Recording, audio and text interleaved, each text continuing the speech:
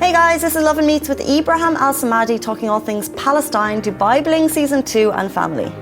Ebraheem is honestly so extremely candid with the number of followers he has, with the reach that he has. You would expect these kind of celebrities to be more filtered. However, that's not Ebraheem. He spoke exactly what he thinks about the cause and what's happening with the Israel and Palestine conflict, what's happening in Gaza. His message to his followers is so heartbreaking, so strong.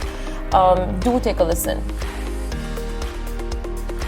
Hey guys, welcome back to Lovin Dubai show. Right now we're joined by the enigma who is Ebraheem Samadi. He's the founder and CEO of Forever Rose Cafe, the main crew member of Dubai Bling, for which season 2 will be dropping very shortly, and of course a social media king who is not afraid to tell it like it is. Welcome back to the show. Ebraheem, friend of the show, thank you so much for being here.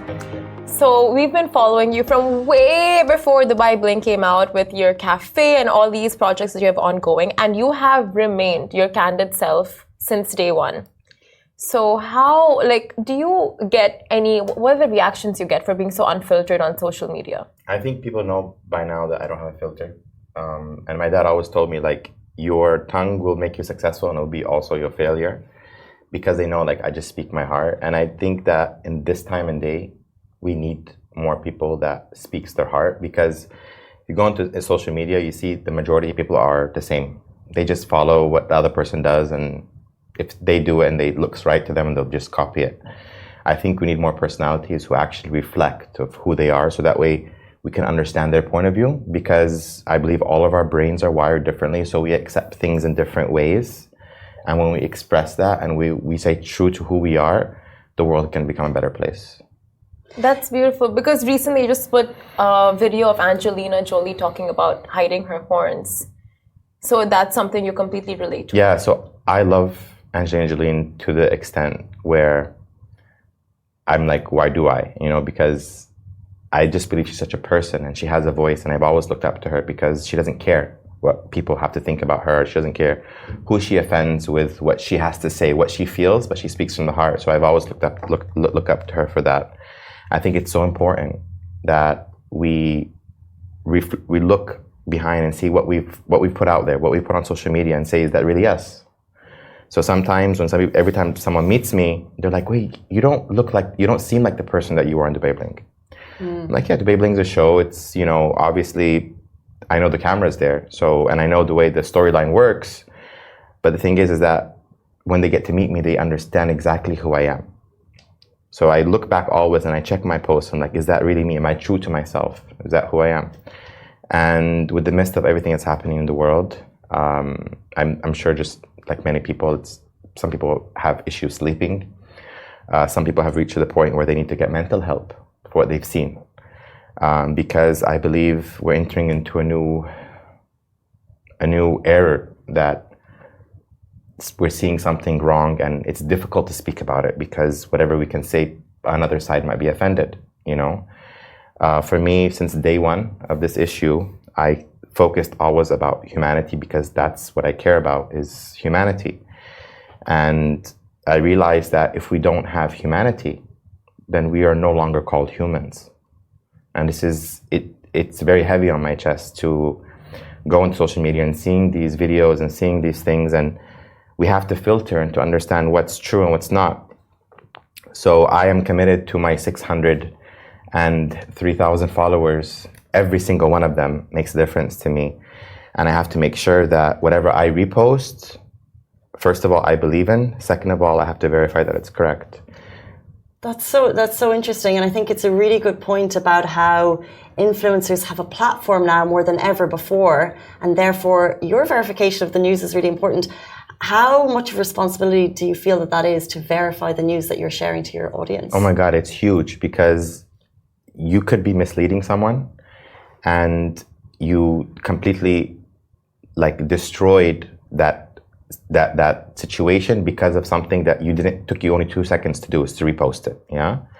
So a lot of the videos that I repost, I have to watch it through completely before I repost it, right? Because maybe somewhere down 1 minute through, they could be saying something that I don't agree with, then that person who watches it, that was one of my followers, and they emphasize on that situation.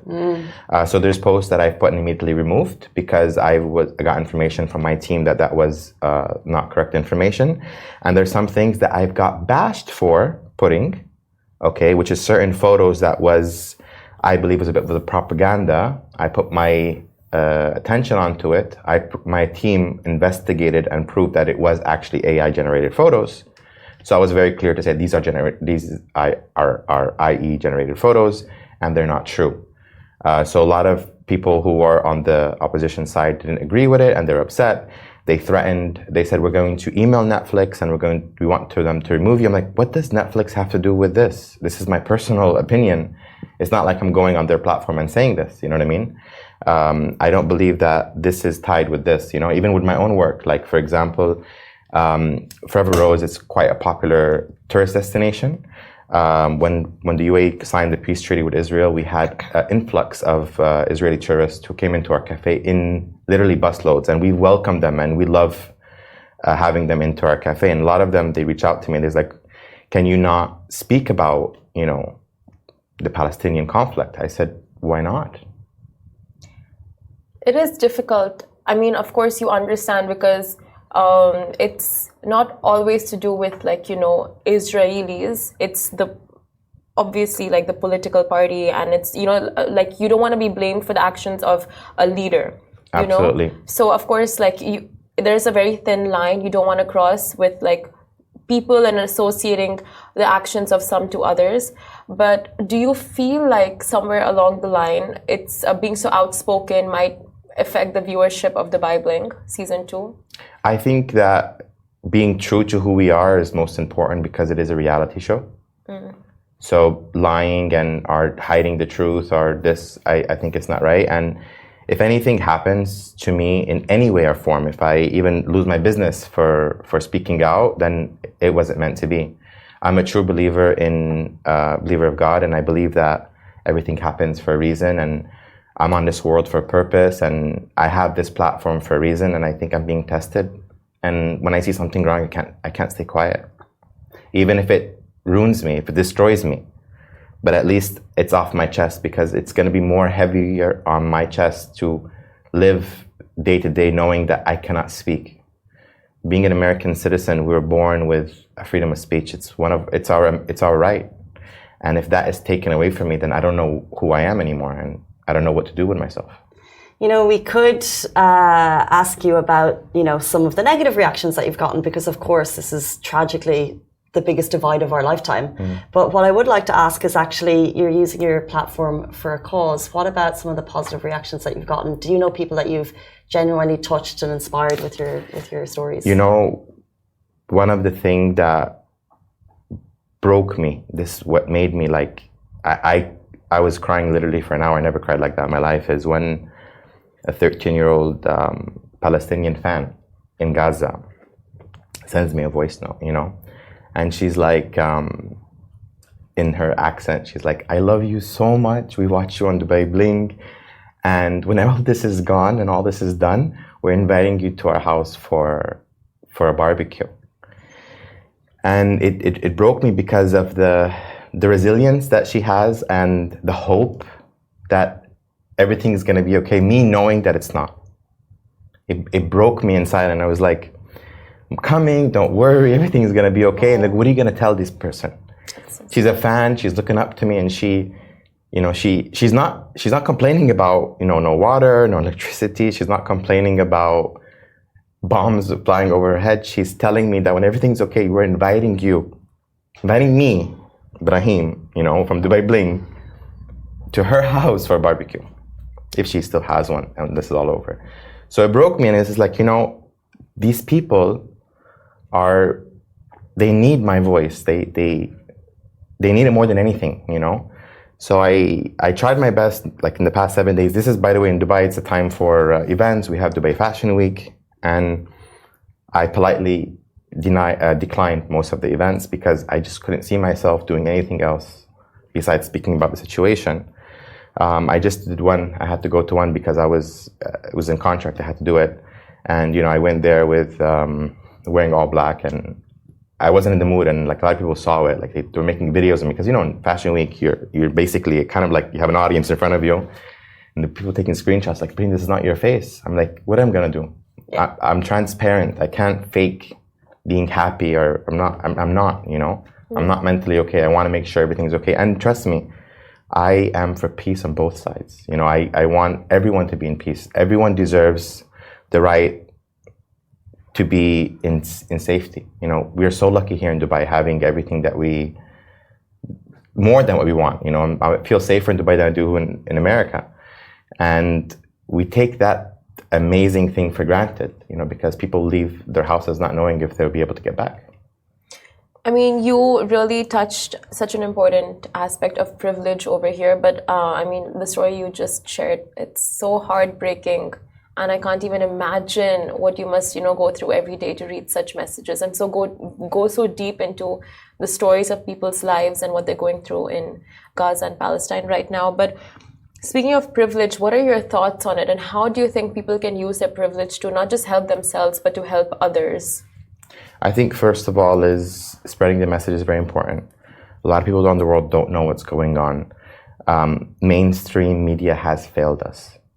I don't believe that they are fair sometimes. It's just copy paste, and they just all say the same thing.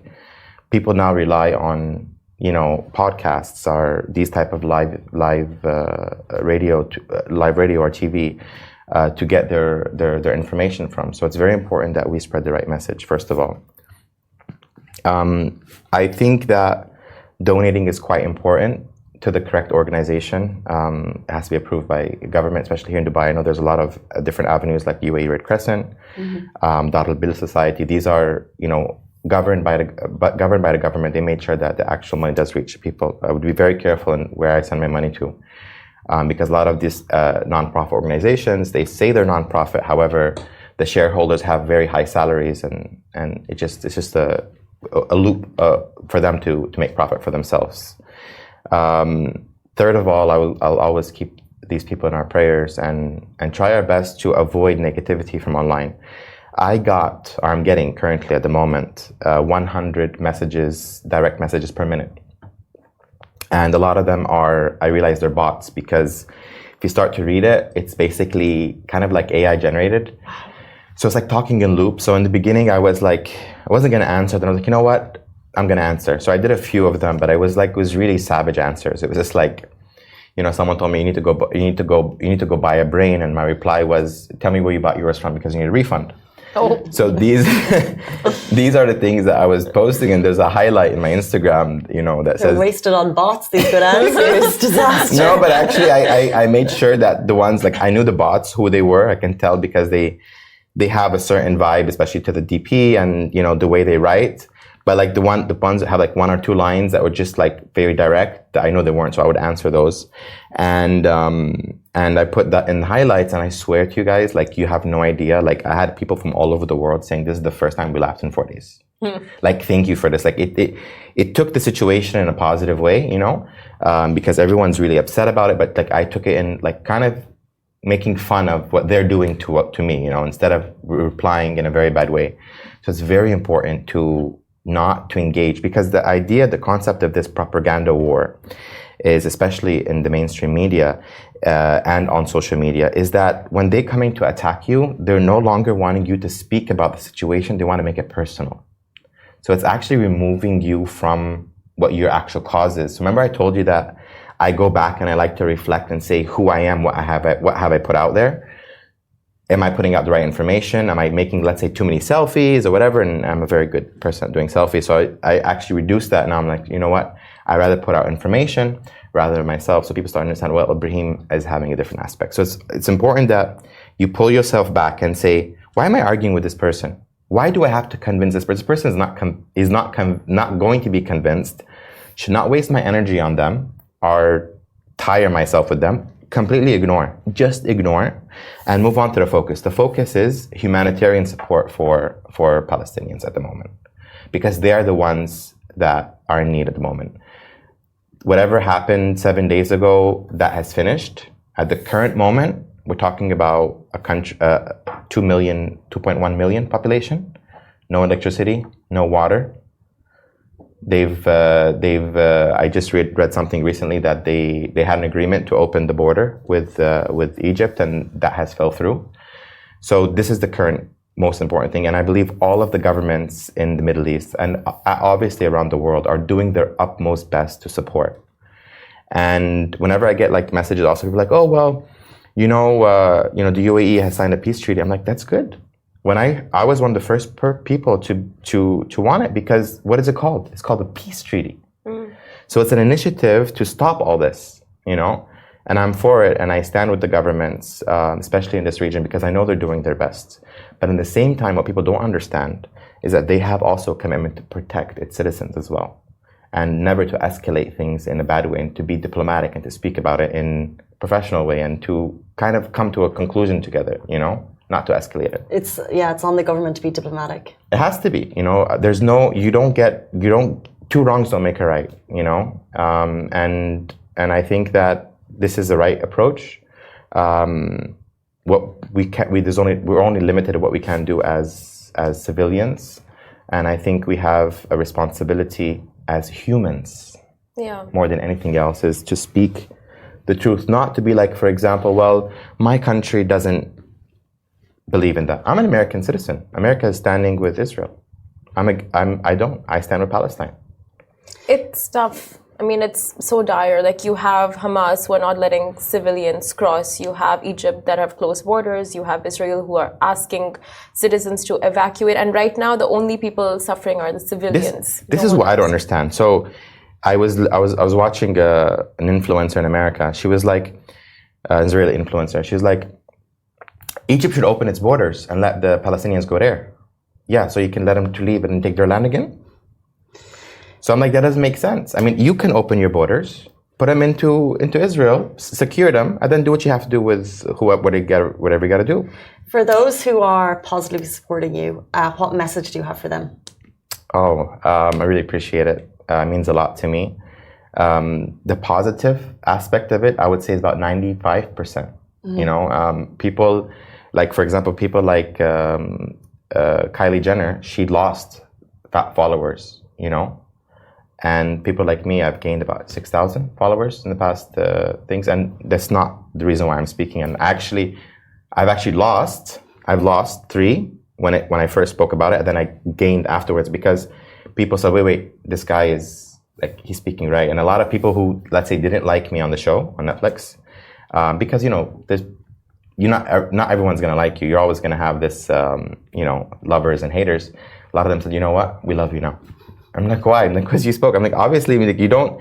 We say this thing in Arabic is like, it says "ma ta'raf khayra min sharra," which means you don't know from his good or from his bad until he's tested in situations. So you guys didn't know me long enough to decide if you like me or don't like me, because I have a stand for certain things. Yeah, I'm funny. Yeah, I'm a savage. Yeah, I have my things. But when it comes to a situation where people are being oppressed, you have to guarantee that I'm going to speak up for what's right. And I'm not going to choose sides based on my religion or my nationality or whatever. This does not matter. We are humans before we're anything else. And I'm all for humanity. And for that 13-year-old girl watching, or anyone watching whose families may be in the situation, or they are in the situation, any message for them? Don't lose hope. Stay strong. Trust the process. Everything happens for a reason. Your platform is getting a lot of support for a good reason. You're using your platform for an incredible cause, and we truly appreciate that. Before you leave us, you have to give us a lowdown to Dubai Bling Season 2. When is it dropping, and what's the tea? I believe that the official release date has not been released, but it's very soon. I know that. I saw the teaser on the platform. If you notice, I didn't repost it because I just didn't feel it was the right time. People don't understand that we filmed many months ago before this issue. And honestly, I was very excited for the release because I worked really hard on it. And when I say I worked hard on it, it means that I've opened my life. People don't understand that when you open your life to the public, you're giving a piece of yourself away that you can't get back. Because you are exposing your family and your emotions to people, and you have to get the backlash, and you have to get, you get love and backlash. So worked really hard on it, but at the current moment, like as much as excited as I was 2 weeks ago, at this moment, I'm just like, I want to make sure everything's okay in the world. You know, I want the whole world to enjoy it. I don't want us to be in this issue, in this bubble. Yeah. And I started this initiative also online, which is Good Morning Palestine. And this was a positive initiative that doesn't choose any side. It's just saying good morning to Palestine to kind of remember them from the morning. And the reason why that is that every morning I woke up in the past like 7 days, I just grabbed my phone to make sure everyone's okay. I don't want to hear that this many more people died, you know? And I sit there and I make sure, has this happened? What's happened? Is everything okay? Like, what can I do? But in all my life, I never felt that I was waiting for like a Superman to come, like as much as I am now. Like I'm watching and I'm seeing all this and I'm like, where's Superman?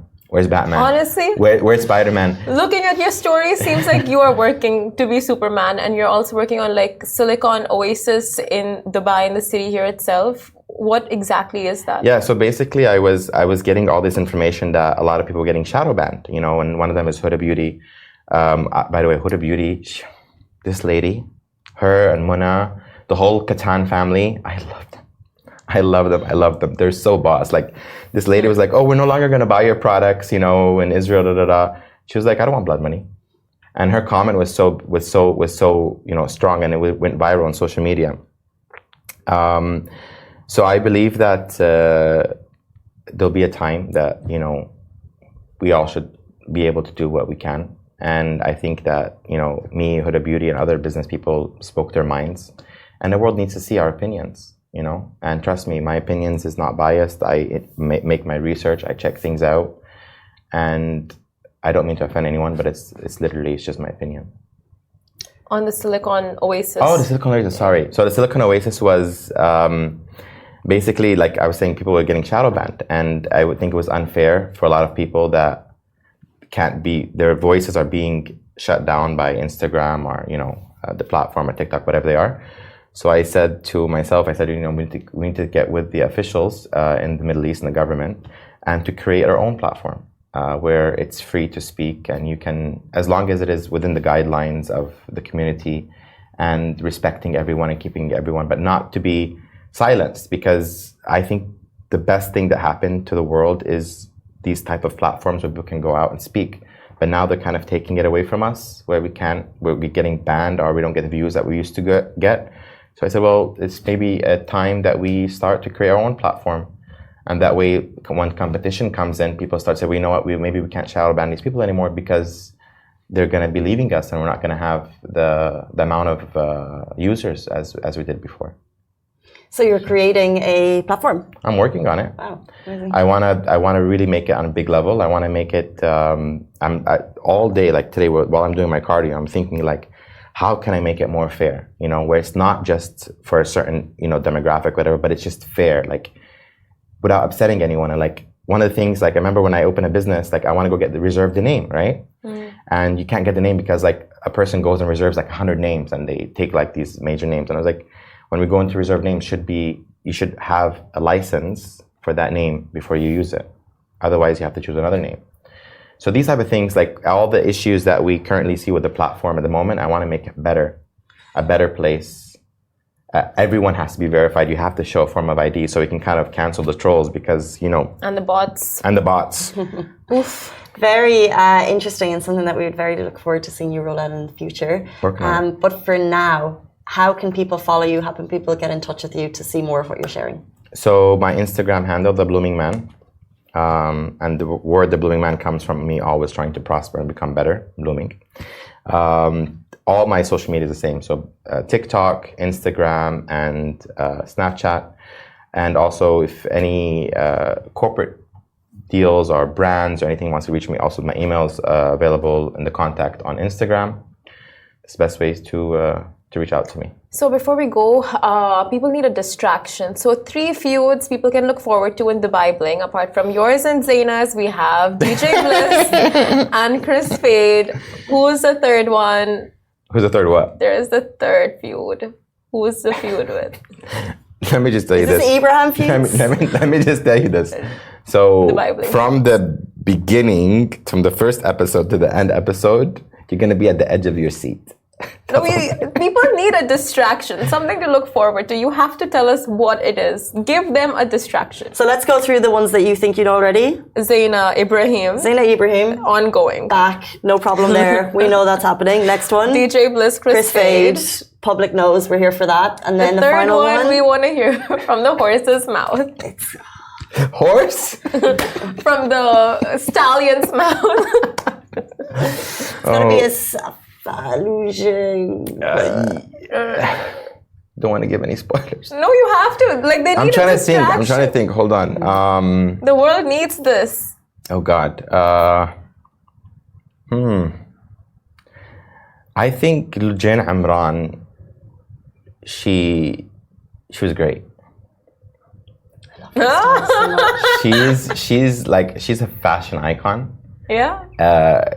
Her style gets better and better and better.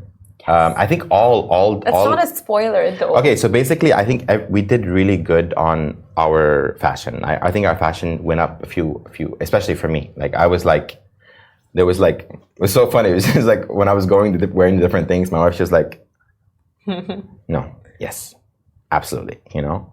So I think, my mom also she did her part. You know, she's always. My mom's in the safe zone. So your mom and your wife will feature in season 2? Yes.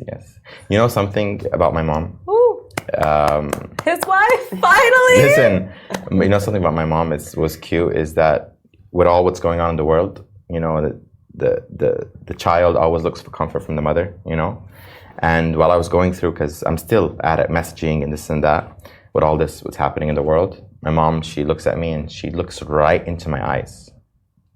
She's like, I'm proud of you. And I swear to God, it leashed this line inside of me that nothing else matters. When your mom looks at you into your eyes and she tells you specifically that she's proud of you, keep going. Oh, beautiful. So that's one thing that makes me so happy is that my parents are proud of what I'm doing, you know, in everything that I'm working on, from my job, from my friends, even if you see I'm going to the gym literally every day, trying to stay positive, you know. It's like I'm stuck at home. I don't feel like doing anything, but at least I go to the gym to move my body to kind of release that negative energy, you know? Yeah. So. Well, one comment that's come through is Manhattan Middle East saying they need your voice now more than ever. So we're going to leave Manhattan Middle East has said they need your voice now more than ever. So thank you so much, Ebraheem, for being a place that people can turn to. And we really appreciate your time this morning, being so open with your answers. It was great. Thank you so much. World peace. Guys, that is all we have time for on the Lovin Dubai show this morning. A massive thank you to Ebraheem for coming in. And we're back with you tomorrow morning, same time, same place. Goodbye from me. Goodbye from me. Goodbye from me.